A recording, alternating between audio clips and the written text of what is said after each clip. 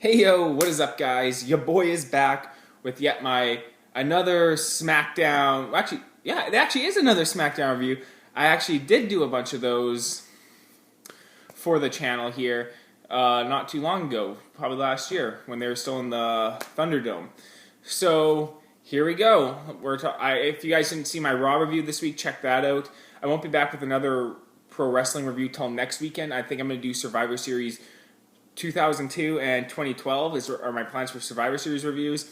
I also have vlogs coming out next week, so I'll be back to vlogging. I just wasn't able to get one out last month, so here we go. I got one coming out next week, and I want to get it out Monday, and I want to get it out. What is it? Monday? No, on Wednesday. Anyways, let's get into it. Smackdown review. So, show opened. Usos versus the New Day, probably the greatest tag team feud. Is this probably the greatest tag team feud since the Attitude Era? Probably around Edge Christian and the Hardy Bros and the Dudley Boys. This is probably it right here. This is probably the most well done tag team feud that's actually spawned amount of time that's had numerous matches. Does nothing really like pops in my head. I'm sure like something will after I'm done making the video, or you guys can leave a comment here. Anyways, excellent match. These are the two best North American tag team wrestlers on the planet. They're the hottest tag team wrestlers in the game. And yeah, Kofi Kingston, Xavier Woods, they came to play tonight as always. They had some great near falls. This was a really excellent match. I was super into this. Like, it had such great emotion and just a great overall feel to the show. Because you didn't really know, like, you knew the Usos were probably winning, but the thing was, during the match, you really got into it as a competitive contest, and that's the most high compliment I can give a pro wrestling match. It was competitive. I got into it. I didn't know who was going to win while the match was going on. When the Usos hit the midnight hour, not the Usos, when Kofi Kingston and Xavier Woods hit the midnight hour, I was like, shoot, who's going to win that? So, yeah, I didn't know what the kickouts were going to be. Usos won with a pretty cool looking 1D off the top.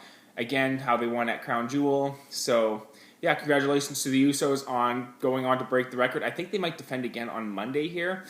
But we'll talk more and more about that going off here. So, moving on to what was the next. Oh, by the way, I should just say that was the best match of the night by far. You guys already know that. Next match here was Nakamura versus Santos del Escobar. I think that's how you... Escobar del Santos? I can't really remember. I'd have to look up his name. I didn't look it up for the review.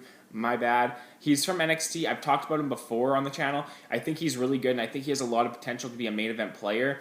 He just has a great look, and yeah, they're going to need... Unless Dominic Mysterio gets over as the next Latino star, that this guy is going to be their next big Latin star to the Mexican fans. So that'll be really cool because I think this guy's a lot of talent here. This was a really good match. Nakamura, not really the priority he used to be here back in 2018, 2017, back in those days. Ever since then, he's just really fallen off and never really got back to that level that he was at. And yeah, he had a good match here. He's going to be wrestling the Great Muta in Japan in January, so probably why he wasn't winning the match. So that, even though I think a match with him and Gunther would be really awesome, this match here was really good. Escobar hit this really awesome finisher off the top rope. I'm not sure what that's called. I'm still getting like accustomed to a lot of these NXT guys because it's like a lot of the guys who I know more about have been around a while. So it's like I haven't watched a lot of NXT. So forgive me for that. And this is just like my first show really watching back. I missed a couple weeks there, as you guys know if you watched my Raw review. But yes, good match here. Solid stuff. A good way to continue on the show from that great tag team match. Next up here I want to talk about is LA Knight and Bray Wyatt. LA Knight was cutting a very Stone Cold-esque promo in the back, and Bray Wyatt showed up. So is that the feud going forward? Bray Wyatt versus LA Knight. I'd be very interested. That's a different feud. One that WWE would definitely need just to go forward with some new feuds, new faces, and putting new people in the limelight. And that's what I like about this. Bray Wyatt versus LA Knight, not a feud I was expecting, not one I would have guessed. But I am very much looking forward to seeing a match between these two because I think a lot of guys have a lot of potential. I want to watch more LA Knight. And yeah, so moving on from there, while that was going on, they had the women coming out for their entrances for the Six-pack challenge match here. Liv Morgan kind of had a little highlight of the match when she was running back and forth between the turnbuckles and then finally hit a... What was that running knee CM Punk used to call it? Didn't it used to have a name? Whatever, the running knee CM Punk used to do. That's what Liv Morgan ended up hitting here. I wish she'd get a new finisher. That's the one thing I'd say about Liv Morgan. They looked like they were going for a tateless spot, and they botched it and fell... Yeah, they fell quite short of it with Raquel Rodriguez and Sonya Deville and Liv Morgan. It just, didn't really work out. Shotzi picked up the victory, and she ended up having a little segment in the back with Ronda Rousey. So that's going to be the match at Survivor Series, it looks like. And Ronda Rousey is turning into a heel. I mean, she was kind of always just a heel. Like, she was always just a massive bitch. And as I always said, I'm like, this girl is just not likable. And now that she is, it's like, freaking thumbs down, lady. Anyway, so moving on from that, we had another World Cup quarterfinal match, I think is what it's called, is between Braun Strowman and Jinder Mahal. I can't believe they put the belt on Jinder Mahal those years ago. Just looking back on it, it's like, why? Like, he has a great look, and he's in very muscular shape, but, Braun Strowman, he's over like Rover, comes out, gets a big reaction, Jinder Mahal attacks him early, and then Braun Strowman just pretty much dismantles him. Nothing really to say. It lasted like 2 minutes here. And so not a whole lot to say about that. Moving on, I guess Braun Strowman versus Gunther could be a match. I'm not actually sure. I'm thinking it's going to be Butch who's going to be challenging Gunther, but you never know. You don't. So it just could be, maybe it could be Sammy Uso. I don't know. It's going to be interesting to see what they do with this.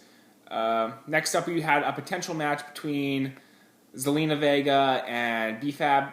B-Fab's hot as shit, but luckily this match didn't get started. I heard she's not a very good wrestler.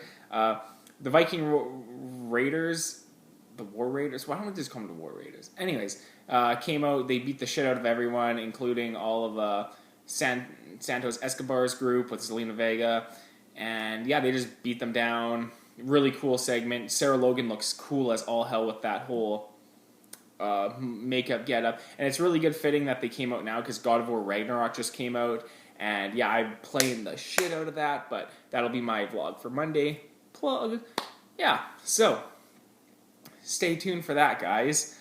Anyways, just a good little segment for the Viking Raiders. I think they have a chance to dethrone the Usos if it's not going to be Kevin Owens and Sami Zayn. I think that they have a very, very strong chance because they would look very, very strong in this, so be a good cap in their feather if they did do that. So, main event time, sort of segment of the show. Roman Reigns come out, acknowledge him, kind of the promo was only really a setup for the War Games match it's going to be the War Games match between the Bloodline, the Brawling Brutes, and Drew McIntyre came out at the end of the show here, and they brawled to end of the show. So, turns out that's what it's going to be. I guess Drew McIntyre is done with Karrion Kross for the time being. Be interesting to see what they have going forward past Survivor Series because we are heading into the holiday season here. And so that is this is going to be a very, very fun feud to watch going forward. Sheamus returned on the show after having his arm taken out at the hands of the Usos a few weeks ago. So, a strong show here. This is very much a show just kind of like to push everything forward. It wasn't like the best thing on the show were the first two matches between the Usos and the New Day and the Nakamura and Santos Escobar match. So those were probably the two best things on the show. I'm looking forward to next week's show. Like I said, I won't be doing a lot of these reviews going forward. I'll do like one or two a month of like Raw or SmackDown just so I can always give my thoughts on where everything stands and my thoughts on like the current superstars and stuff. And like I said, I'm planning on doing a Sheamus video just because of how over he is. So I don't know if I'll get that out next week. Man, I'm just doing plugs for videos, man. Everything's just like popping in my head all at once. You know how it is. Anyways, so let me know what you guys thought of SmackDown. If you guys liked the show, I thought it was a pretty good show.